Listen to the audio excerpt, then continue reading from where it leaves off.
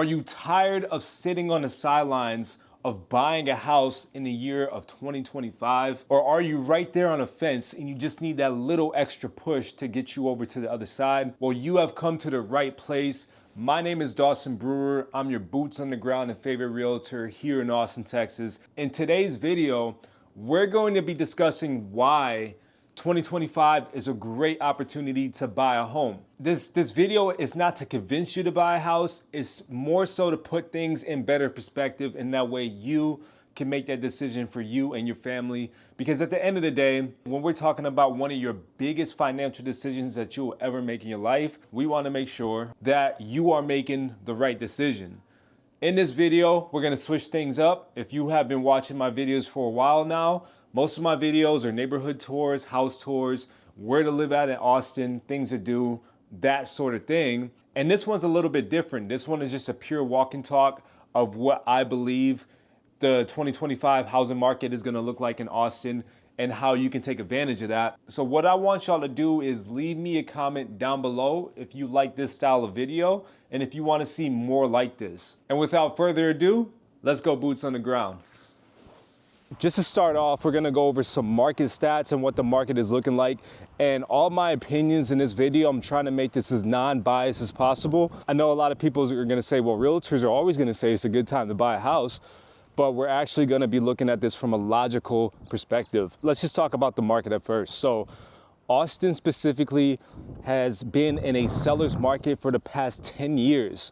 For those that don't know what a seller's market is, essentially a seller's market is when the demand outweighs the supply, and that way sellers have more leverage than buyers do. So in a seller's market, you're more likely to see homes having multiple offers.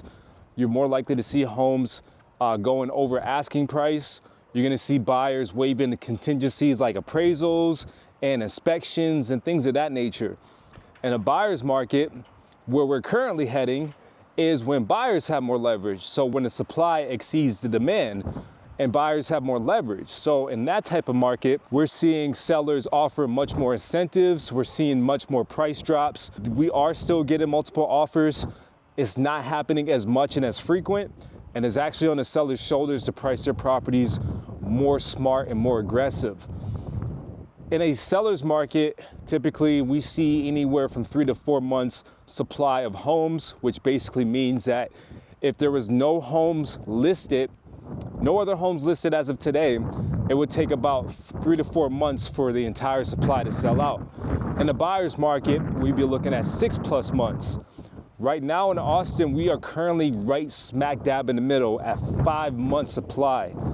Meaning that if no other homes was listed on the market today, it would take 5 months for every single home that's on the market to sell. What does that mean for you as a buyer? So what I'm noticing is buyers are starting to get more and more leverage. We're starting to see homes come down in price. We're starting to see homes sit more longer on the market. And we're also seeing sellers having to be more flexible in offering price incentives, price adjustments, price reductions, so on and so forth. So to answer the beginning question of the video is if 2024, 2025 is a good time to buy, the answer is a capitalized yes. It is the perfect time to buy. I don't know, I've spoken to over thousands of homeowners in the past 2 to 3 years. And I'm primarily a sales agent, which means that I primarily work with more sellers than buyers, which is another reason why I even created this YouTube channel, is so I can work more with buyers or bring more buyers into my business. Because as a listing agent, as a sales agent, I understand the psychology of sellers, which helps me understand the psychology of buyers. So talking with different homeowners, talking with prospective homeowners, renters, every variation of a real estate investor / soon to be homeowner, whatever you want to call it. A lot of sellers would say, we're waiting until the market improves before we put our house back on the market because we're not going to get the price that we want to get. When I've heard sellers say that in the past 2 to 3 years, I'll give you an example. A house that could sell during COVID easily for $600,000-$700,000. Today, that same house will probably sell for around $400,000 to $500,000. That is how much of a bubble that we were in during the COVID market. So sellers had the misconception that their house was worth more than it actually is. And in turn, it pushed a lot of buyers, especially first-time home buyers, out the market because it became unaffordable, especially when you take into effect that a lot of people from out of state, from California, from New York, the mass exodus that happened during COVID, when interest rates were at an all-time low, that pushed a lot of home buyers out of the frame because they couldn't afford to do it. They couldn't keep up with the multiple offers. They couldn't offer more than asking price. They had to get incentives. They had to get closing costs assistance, you know?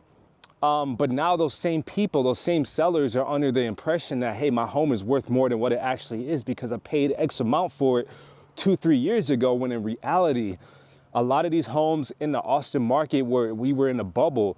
So a lot of these homes were overvalued. Now we're starting to see prices come back down to reality, more affordable prices.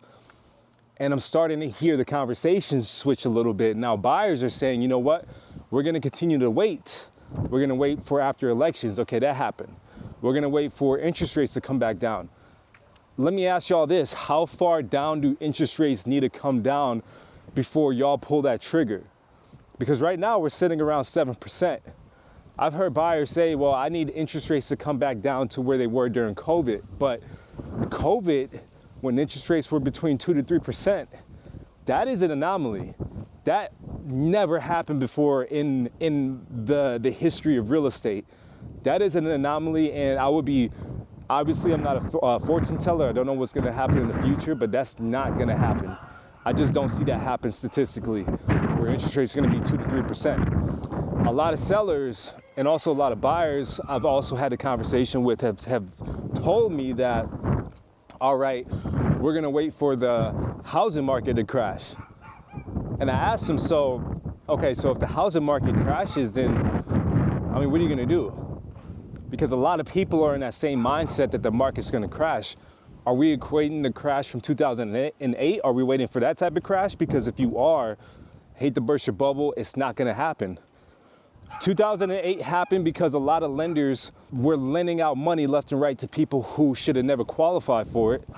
And now there are so many protections and restrictions in place that it's just not gonna happen again. That type of crash is not gonna happen. We are overdue for a recession, right? We had this recession happen a couple years ago on paper, though we never officially announced it. So we should see a lot of opportunities, a lot of real estate opportunities pop up from an investor point of view. I just wanna say though, this is a beautiful day. Wherever you're watching from, it is mid 70s today, but it feels in the low 70s because of the wind. And we are in the middle of November right now. I'm originally from Wisconsin, so middle of November typically means you're gonna see some snow and it's gonna be in the 20s. And yeah, I don't miss that life. I don't miss that weather at all. What I see happening from a market crash point of view is that the people that bought these homes for above asking a couple years ago, and I mean severely above asking, we're talking about 100,000 plus over asking.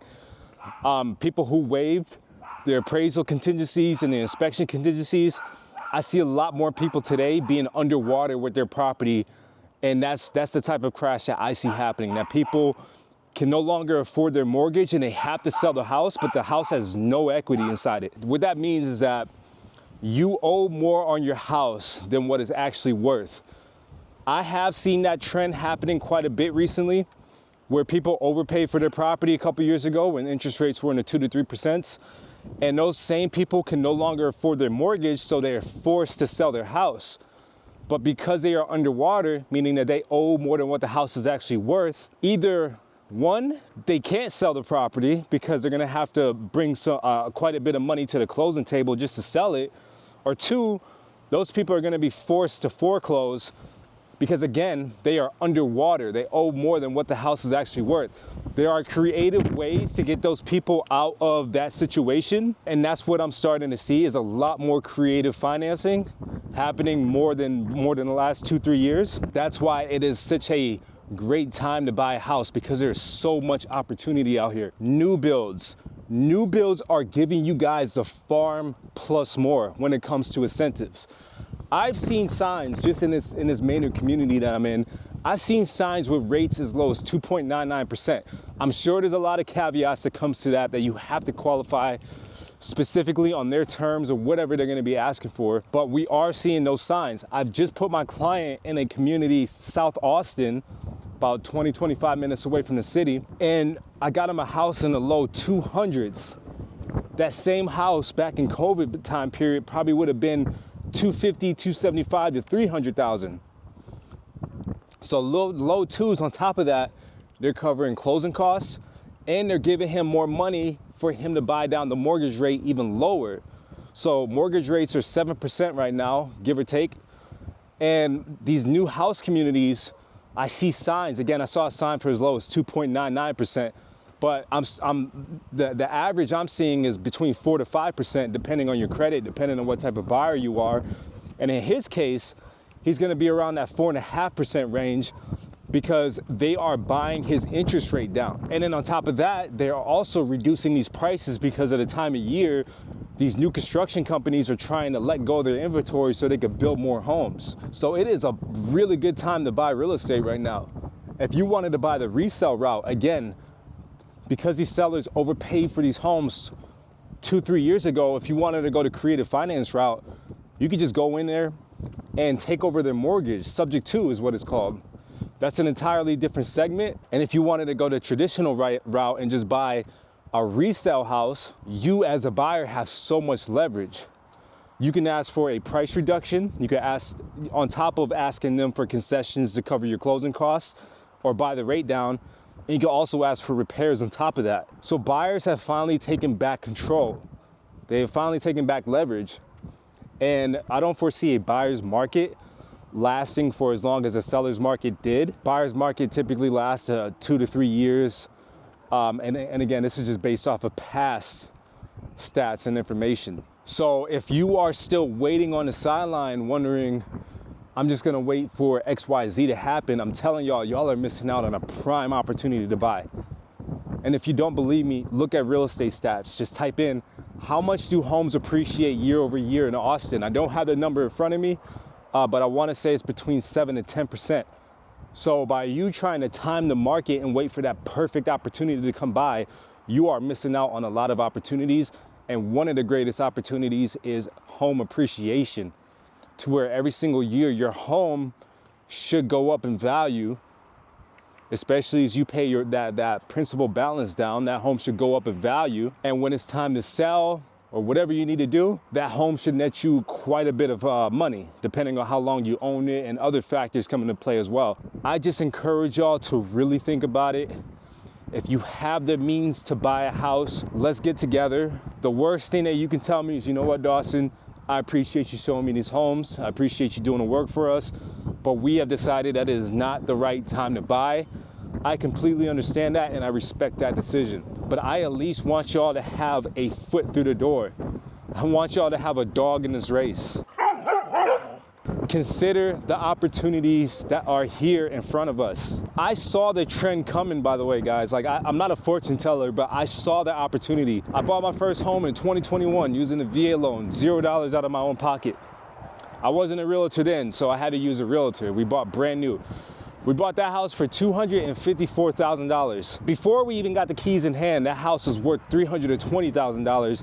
And because of the market that we were in, we probably could have turned around and sold that for $350,000 because of the supply was so limited. So just by signing my name on the document, I could have made $75,000 to $100,000 if we decided to sell that home. Fast forward to 2022, 2023, we decided to buy our second home and turn that first home into a rental.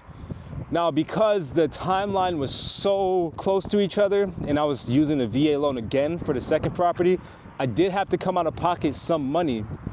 But I was telling my wife, like, look, if we don't buy a home right now, we're probably gonna be sitting on the sidelines for the next 3-4 years because homes are gonna go up in value, we're not gonna be able to afford it, and by the time interest rates come back down, we might be right back into a seller's market to where we have to submit above asking, and it's gonna be much harder to buy a home.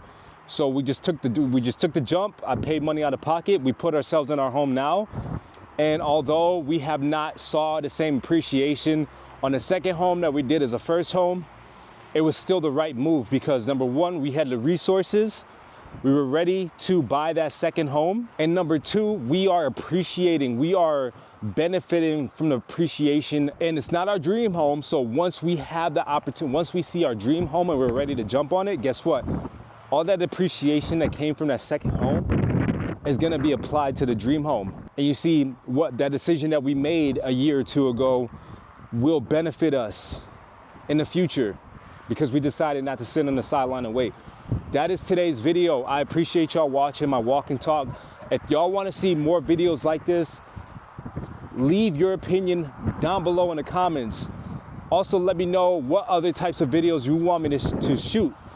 Do you want more neighborhood tours? Because that's coming, 2025, that's coming. The goal is to make one video a week. We got 52 weeks in the year. That's gonna be 52 videos, so I need y'all's opinions. Do y'all want more neighborhood tours, more house tours, more map tours, more walk and talks like this, more opinions of a real estate agent? Y'all let me know down below. Also, if you are along the fence and you still need that extra push even after watching this video, what I want y'all to do is reach out to me. My information is down below, and I'm also gonna leave it on the screen. Reach out to me, let's have the conversation. Okay, that's all we need to do. Having a conversation that's free. I'm just asking for your time. If home ownership doesn't make sense after our conversation, that is completely fine. What I could at least do is put you on a plan, on a little home ownership plan, and that way we can plan out when you're able to buy that home. And if you believe that now is the time to make that jump, well then we could talk about what the first couple steps are gonna look like, and we can start your home journey right there and then. Again, I appreciate y'all watching. Stay tuned for the next video, and I'm out. Peace.